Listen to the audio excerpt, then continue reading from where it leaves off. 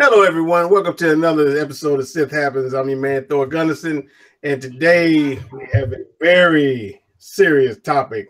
But first, I want to introduce all the usual suspects plus one. First, I want to introduce our new man, Porgy Connor. Connor, how you feeling today, man? Good. How are you guys doing today? Also coming to us from the left coast, we got Jedi Chris. Hey, Connor. What? No. Hey, hello, everyone. Welcome back. And of course, we got the Paradox Nerd, aka Paradox Vet. How you feeling, brother? What's going on, guys? How's it going today?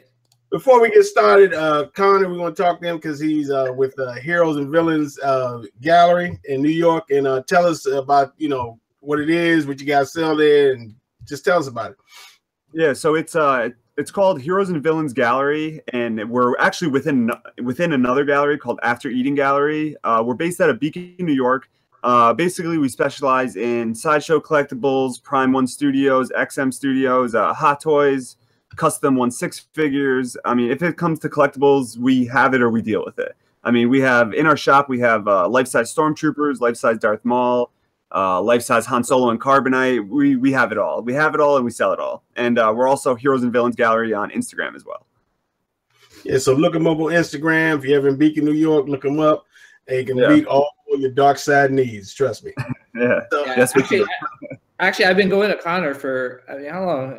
Almost a year now. Yeah. He's been hooking me up with some pretty awesome deals on. We also have since we're licensed dealers through Sideshow Collectibles, we can offer a little bit of a discount that they can't offer. So usually we try and work with our customer to basically find a price that's best for them and us. It works for everybody. We want everyone to be happy leaving the transaction. Yeah, I've been leaving very happy every single time I deal with Connor. I'm always Connor this, Connor that. What's up? We got so. Looks like I'm going to be talking to Connor a lot more, so I'm just All right, everybody. So today we're going to talk about, the Last Jedi Blu-ray recently came out. Now you got it in-house. Do you like it more? Do you hate it more? And we're going to dissect this, oh my God, the Last Jedi documentary, the director and the Jedi. So first, Jedi Chris. Let's start with you, sir. Throw me under. The Blu-ray. Have you watched it again? Oh yeah, and how'd you feel about it? How'd I feel? I almost said it on the last show. It was painful. It was so painful. I mean, it was Kathleen Kennedy and Ryan Johnson. Everyone was so fake. They were sitting there like celebrating, going, "Oh my gosh, hey guys, I think we made a Star Wars movie." Yeah, that's how it started. I mean, it was on my second beer, and it's like I wish I had rum or whiskey because it was like, this is painful, and it like kept going and going and going, and I'm like, they're really turning this into a soup sandwich, But the deleted scenes, I liked it.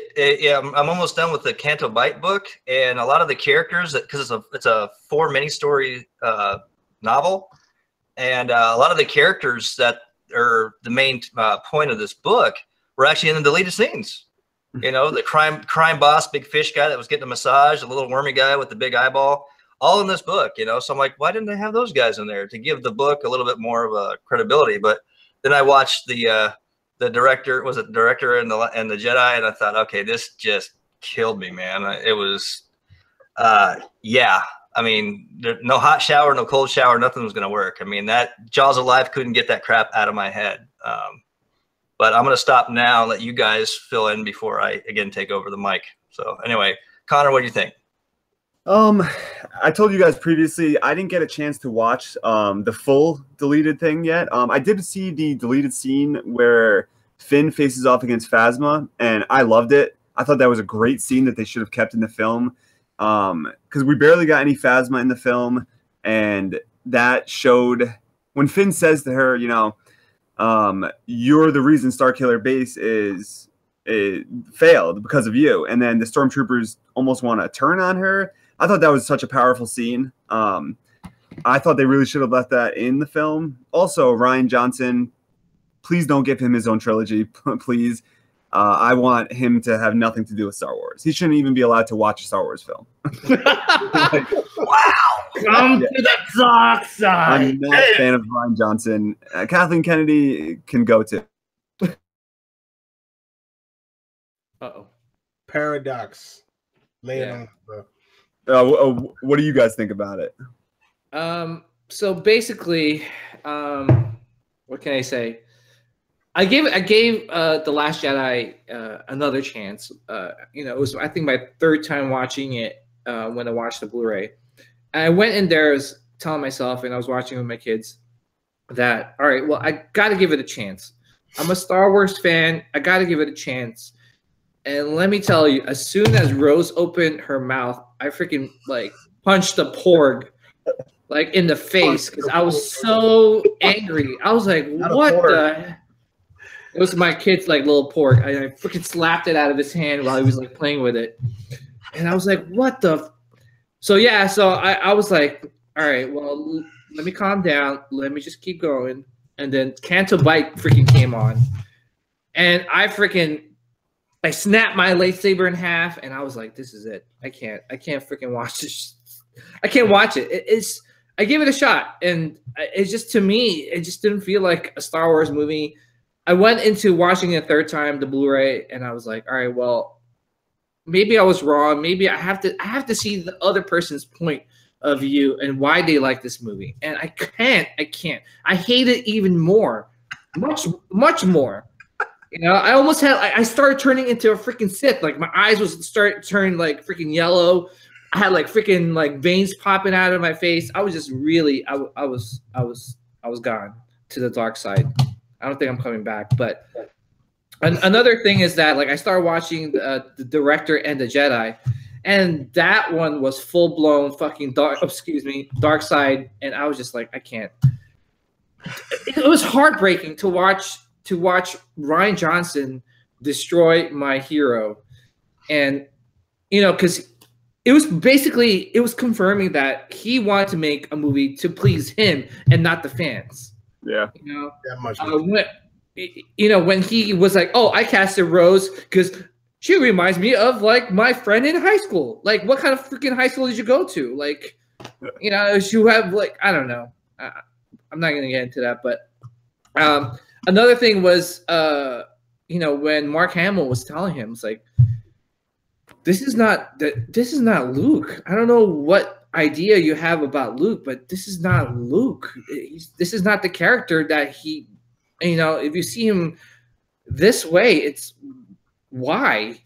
And also what also hurt me was the fact that, he was like, well, I don't own the rights to Luke, and I'm going to go with it. I'm going to trust him.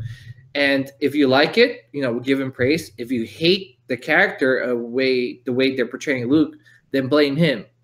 There was a lot of. You guys have to watch the Director and the Jedi, and you'll see all these things that were made in the movie was because it was to please Ryan Johnson and not the fans. He could care less, I remember there was a scene in the documentary where he was like, "Oh, it feels like a Star Wars movie." or it goes, "Oh, this feels like Star Wars." Come on, if you're a fan, you're gonna know. You don't have to say it out loud. "Oh, it feels like Star Wars." It's this is Star Wars. But I don't know. I could keep on going. But Thor, what do you think? Okay, I've been waiting. Sorry. No. That's okay. I just went full blown dark side. No, you fine because I'm about to let these people know. So I watched the movie again. I had to fast forward through Canto Bite. I couldn't watch that again. So I just, that's the beauty of having it home. Yeah, okay, I ain't watching this. So actually, it was, it was over. I was like, okay, it wasn't that bad, because I really do like. One thing I did like is Kylo in this movie, because the first movie he was a sucker. Okay, yeah. This I just kind of like how he's got that hunch in his walk, you know what I mean? And I don't know why, but I love the part when they're firing on Luke. He's like, more, shoot him more, you know what I mean? So anyhow, so the movie's over. I'm like, all right, wasn't that bad. It wasn't great, wasn't the best Star Wars film I've seen, but it wasn't, it's better than 2/3 of the prequels. Okay. So anyhow, then Paradox, you made me watch this documentary. Okay, I'm just putting that out there. I didn't want to see it because I already knew. So I'm watching it, and in the beginning, you know, it kind of gave me an appreciation because they're showing how they build all the sets and they're making the costumes. It shows how much hard work it is to produce these films. You know, we sit here and dog this stuff, but people really actually put hard work into these things. Oh yeah. You know what I mean? So okay, I was fine until we got to Rose. This man came out of his mouth, Rian Johnson, I'm talking about, and said, "Yeah, I know she doesn't. This character really doesn't belong in Star Wars." But I feel he said that, and I was like, "Okay, she don't belong in there. Why is she in the movie?" Okay, and it's so all right, that passed. Then they got to Mark Hamill, and Mark Hamill, you know, we all know what he said. Yeah, this is, you know, this is the wrong depiction and everything. And as the documentary went on, they even said it. You could see the physical pain this man was in of what he had to depict this character. He, you know, it was actually physically hurting him. You could see him. And as the movie went on, it's like, yeah, I know he doesn't like it, but you know, this is what we want to do and all this other mess, you know, but he's going with it because he's a professional. The man's getting paid in the story, but he really didn't like what he was doing. You know what I mean? So then again, through the whole documentary, all the veterans were telling him, dude, this ain't how we do things. When they got to the casino part, the guy that makes the costumes was like, a casino in Star Wars is like, for real? And they told him, for real? You really gonna do this? Yeah, it'll be okay. You know, so they did it. It sucked. Then this is the part where I wanted to actually burn the freaking DVD. The man wanted to change 3PO's voice. He wanted to get rid of Anthony Daniels and use somebody else's voice to be 3PO. That's right. Yeah, he wanted to do that. So it's like, I'm like, dude, serious. And the whole time, Kathleen Kennedy, she's got her headphones. Oh, this is great. Oh yeah, that's a good cut. You know what I mean? And after everything's over, you know, then that was great. That's a great take, guys. The only part where I actually felt something was when Frank Oz came on and he was doing Yoda. That was it. That was it. The rest of it could go. Yeah. You know, I just, that was the only one and even Luke, even Mark Hamill, when they brought in Frank Oz and he was doing the puppet. Oh yeah. You could even see Mark Hamill felt something. You know what I mean? Yeah, he was crying. He was crying. He was crying back. You know, so this guy, if they get this guy, let this guy actually go through with the trilogy, it will be a travesty. Ain't no question, no doubt in my mind. Please don't do it, please, because just watch it, and then, you know, it's really sickening for me. So somebody, please, you know. Yeah, sorry. Well, actually, you know, like, you know, throughout the week, you know, I was telling these guys, like, oh, watch the documentary. You know, it's really. I hate to say it, like, I feel like, you know, whatever I felt before when I watched after I watched it the first and second time, now just reconfirms my anger and my frustration with The Last Jedi. And what hurt me the most was when I think they were filming that scene where Luke got the iconic, you know, lightsaber back. And he was like, okay, and he made a joke out of it. Yeah, he did. Yes, he did. Here's another thing. They were like filming in like torrentious, like, you know, like areas like where it's like steep hills and stuff like that. And they were like, oh, we're gonna shoot Ireland. It has a perfect location, but it's very dangerous. But they spent all that money to freaking build that stupid freaking milk cow, whatever, where Mark Hamill was drinking out of like his nipples. How much did that thing cost? And then they had to fly that thing helicopter into the island, to this remote island, and freaking Luke had to drink milk out of it for like 2 minutes. How much that thing cost? Like $100,000 just to fly that stupid milk cow for a stupid scene that Rian Johnson thought it was going to be funny. All right. Oh shit! Someone take it away. I'm okay with, you know, throwing some comedy into Star Wars. I think it's okay, but when Luke threw the lightsaber over his shoulder off the cliff, instantly I was just like, nope, this is already going wrong, and it's the first few minutes of the movie. I was so upset about that. I think that just that alone, I would fire Rian Johnson just from that alone. Mm-hmm. You wait. That scene you were talking about with from when Frank Oz sees Mark Hamill again. I thought that was such a. I mean, it was emotional for me to watch it. Yeah. I mean, the one thing that they got right was the fact that they actually went back and took the molds from the 70s or 80s of Yoda and reused it for the Last Jedi. Yeah. I think that scene and the fight scene in the throne room were the only two scenes that I loved about the movie. But besides that, everything else, Rian Johnson needs to go. He cannot direct a trilogy because I would freaking punch 20,000 porks if I have to for him to stop, doing that. I'm like, damn. Paradox. Let me ask you. Yeah. So seriously, you didn't like the hour-long slow space chase to a dark planet? Oh, this is me drinking the freaking milk. Yeah, a little too much of the blue milk. The only thing that was cool about that was the light speed thing that Hondo did when she just saved everybody. That part was sick. It was cool, but it should have been Akbar. Yeah, Akbar. Yeah, 100%. They should have given him a hero's death. He's a fan favorite. They kind of just killed him off in a horrible way that he didn't deserve. I think it should have been him that did the Lightyear thing that destroyed the spaceship. It should have been him, I think. Well, I agree, but our girl Kathleen is trying to, not that it's a bad thing, but I mean, we talking about nostalgia here, and she's trying to insert women into these roles and make them have, it ain't necessary at every turn. You know what I mean?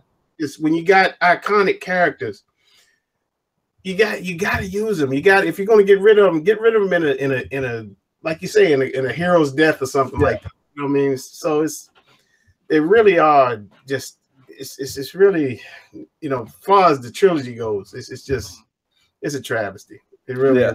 Yeah.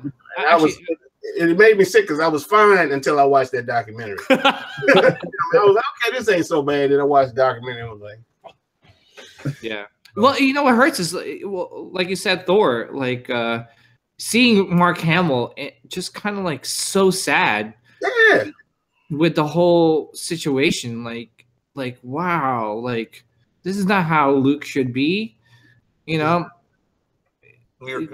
right. It ruined it for me because Luke Skywalker is my childhood hero. I mean, we all grew up liking Darth Vader and Luke Skywalker, and then Obi-Wan and Yoda, and now all of a sudden I see my hero, my childhood hero, upset. And that really bothered me. And now I couldn't even watch the Blu-ray movie version of it. I watched the deleted scenes and stuff, and that's about all I've gotten so far. God, it really hit me in the gut, right in the solar plexus, man. So, Connor, wow, very, very specific, very, very, very spiritual. So, Connor, what do you think, brother? I know we're kind of ignoring you in your man cave right there. So, please chime in.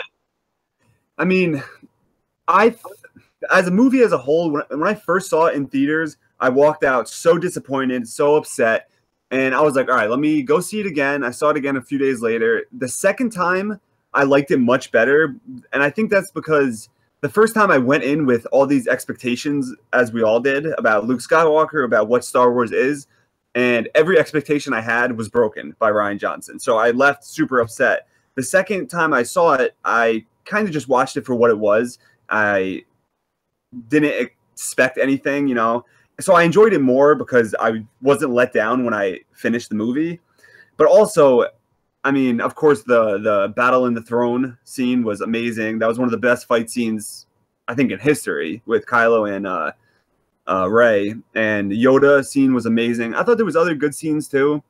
But what they did with Luke, they really, I think, destroyed his character. And I mean, even I feel like Mark Hamill is the biggest Luke Skywalker fan, and for him to be that upset about it makes me upset about it because he was my childhood hero, is my childhood hero, and now it's not just that he's a damaged, broken character now, it's just that he's kind of given up. And I thought he would turn around, and some people might say that scene at the end was him turning around, but I don't know. I was just very unhappy with how they portrayed Luke Skywalker. Very unhappy. Yeah. And you could see you know, Mark Hamill's such an amazing person to be. I mean, just by his mannerism, and how, like, you know, some people like that were like extras that would come up to him, hey, I'm so sorry, I didn't recognize. Oh, hi, you know, you're my childhood hero, and he like take his time talking to them. He was fun around the set, but you know, and then what to see his face, like, just kind of like in just like sheer agony about like how his character is being portrayed. He's a huge Star Wars fan. He'll even tell you himself, you know, like, oh, he would tell you all the nicks and knacks. He was telling like stories on the set in the documentary of how things went back in the 70s, and you know, like how the stories were going. And I don't know if you guys saw the other there is another documentary about I think the Force, the balance of the Force. I don't know if you watched that, Thor or Chris. No, not yet. I was too disgusted to watch anything. So well, in that one they were talking about Rey and Kylo, and what kind of sort of Rian Johnson was hinting that they might be brother and sisters. That he said they were two halves of a protagonist. Interesting. The thing that got me was when somebody was talking about DJ, somebody was like, he's a villain. So, oh, no, not a villain. So that led me back to think about, is he Ezra again? You know what I mean? So even though I hope Ezra's not stuttering now, you know, but oh God, please no. But the thing about it, you know, the thing about just the movie as a whole, the original trilogy, you didn't need to see any of them 3 and 4 times to figure out if you liked them. You know, you saw it once, that was good it. Point. Good point. Very good point. Really good Back point. in the day, Very good. I mean, I know, Connor, you're probably y'all a little bit younger, but when these things came out, no, I mean, I'm not trying to be funny. No. When the movie, you know, when you went to go see it, nobody was on the street, and it wasn't no question was where you going to go see it. You were going to go see it. Now it's like, you know, it's like a trend. You know what I mean? Oh, Star Wars up. Let's go. You know, it's you know, it's going viral. Let's go check it out. You know what I mean? So it's a new era. It's a new time, but it's just, I don't know. I got nothing. Yeah, I mean, we're probably beating a dead horse at this point, but for those who are watching this, please check out that you know, that documentary about in the Blu-ray. I'm not trying to sell that thing, you know, but if you got a chance or borrow from somebody, you know, check it out. Then get back to us on the Sith Happens group on Facebook, and we'll talk about it. You know? Yeah, it definitely does alter your perception. I mean, it really did for me. Really? Like I said, it hit me hard. It hit me hard. Yeah. Wow. So, well, I think that's about it. I think we're all thoroughly depressed now and having a few drinks. Oh, wow. We went from like, hell. Yeah, now we're like, I'm gonna go cry in the corner. So we'll see you next week, everybody. Hope you enjoyed the new format, you know, a show a day and everything. So we'll check you out. Hope everybody's week is going good, and may the force be with y'all. Say goodbye, everybody. May the force be with you guys. See you guys next week. Thank you guys for having you guys. Love you. Thank you, Connor. Thank you, Connor. Yes. We might keep Connor. I'm fine with that. Yeah, thank you guys for having me. Appreciate it. Yeah, please come back, Connor. You're awesome. Yeah, I will. Thank you. Your porgs.